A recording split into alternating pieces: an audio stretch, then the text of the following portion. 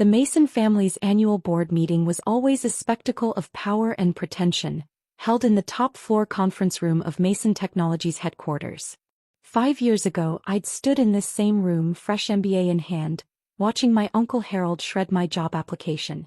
Today I was back.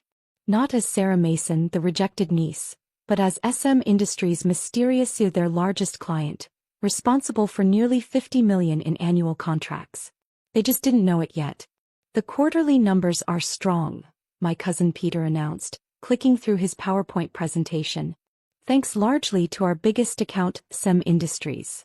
I hid my smile behind my coffee cup, remembering Peter's words from 5 years ago.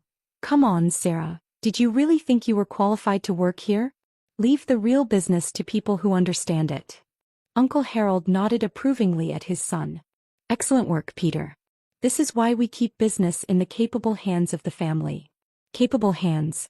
I glanced at my tablet, reviewing the real numbers my inside sources had provided. Peter had been cooking the books for months, hiding losses, inflating profits. The only thing keeping Mason Technologies afloat was my company's contracts. Miss Morgan. Harold's assistant touched my arm. The board is ready for your presentation.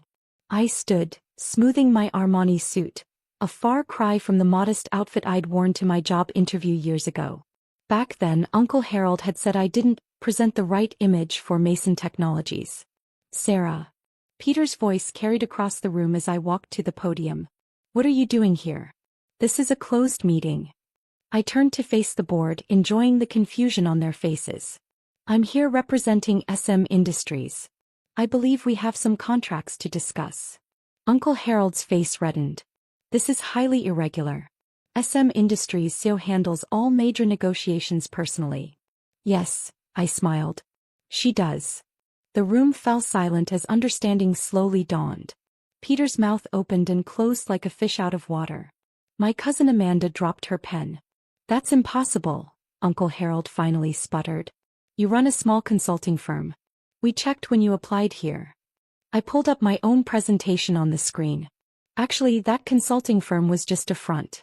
SM Industries, Sarah Mason Industries, is my real company. Has been for the past 5 years. The first slide showed my company's true financials. Revenue 3 times that of Mason Technologies, offices in 12 countries, a client list that read like a Fortune 500 directory.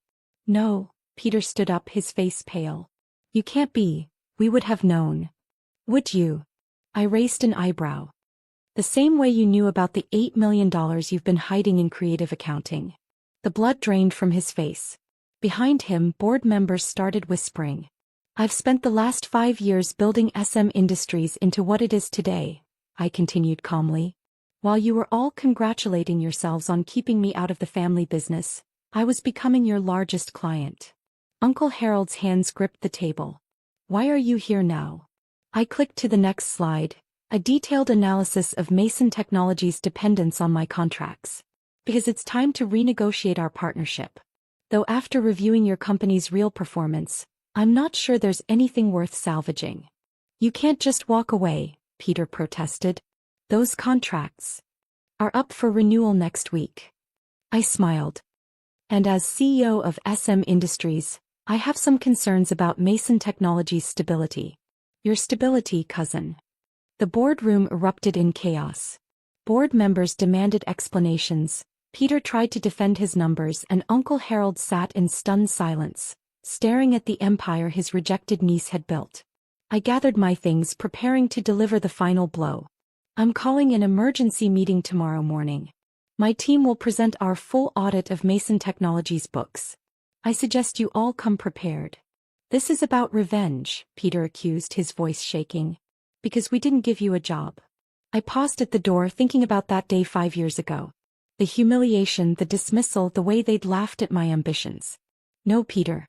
This is about business. Something you claimed I didn't understand. I checked my watch. The meeting's at 9. Don't be late, though punctuality never was your strong suit, was it? As I walked out, I heard the board members already turning on each other. Tomorrow would change everything for Mason Technologies. The company that had rejected me would learn exactly who they'd underestimated. My assistant Michael met me at the elevator. How did it go? Exactly as planned. I stepped in, pressing the button for the lobby. Is everything ready for tomorrow? Full audit reports, documentation of Peter's financial misconduct, analysis of how dependent they are on our contracts. He smiled. They won't know what hit them. I thought about Uncle Harold's face when he realized who really held the power now.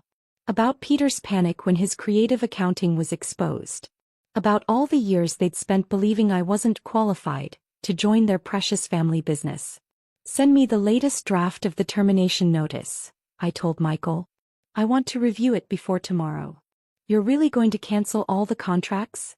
I smiled, thinking about the empire I'd built while they weren't watching. Tomorrow they're going to learn what real business looks like. And who's really qualified to run it. The next morning I arrived at Mason Technologies an hour early. The building's security guard, the same one who'd once been ordered to escort me out after my failed job interview, practically tripped over himself opening the door. Welcome, Ms. Ms. Morgan, he stammered. The board is already gathering upstairs. Early for once, I murmured, stepping into the executive elevator. Amazing what the threat of financial ruin can do for punctuality. The boardroom was indeed full when I entered, the tension thick enough to cut. Uncle Harold sat at the head of the table, his usual commanding presence diminished. Peter huddled with the company's lawyers, his face ashen. The independent board members clustered together, shooting suspicious glances at the Mason family members. My team of analysts filed in behind me, each carrying detailed reports of Mason Technologies' true financial state.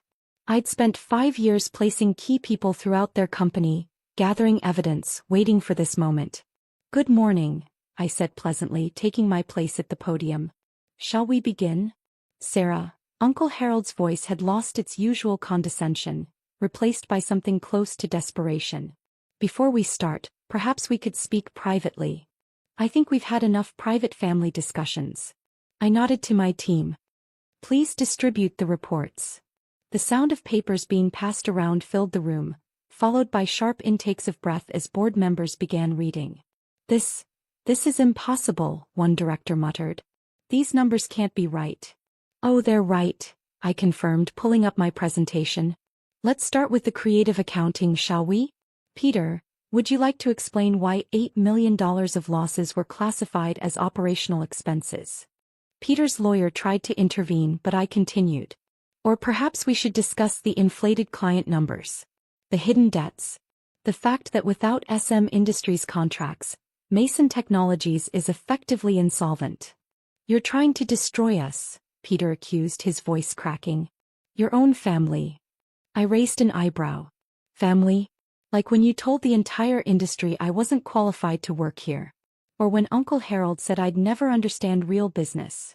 That was 5 years ago. Uncle Harold protested. Yes, it was. And in those 5 years I built a company 3 times the size of Mason Technologies. While you were busy protecting the family legacy, I was creating my own. I clicked to the next slide, a detailed breakdown of how dependent they were on my contracts. 47% of your revenue comes from SM Industries, I noted. Revenue that will disappear when I cancel our contracts next week. The room erupted in chaos. Board members shouted questions, lawyers huddled together frantically reviewing documents, and Peter, finally showing his true colors, burst into tears. You can't do this, Uncle Harold stood up, his face red. We'll sue. On what grounds? I smiled coldly. That your rejected niece built a better company than you? That your son's financial fraud was discovered? Please try. My lawyers would love to depose Peter about those creative accounting practices. A senior board member cleared his throat. Mr. Mason, given these revelations, the board will need to discuss leadership changes. Leadership changes? Peter's voice rose hysterically. This is our company. Actually, I interrupted, after your contracts with SM Industries end, it won't be much of a company at all. I pulled out a thick envelope and placed it on the table.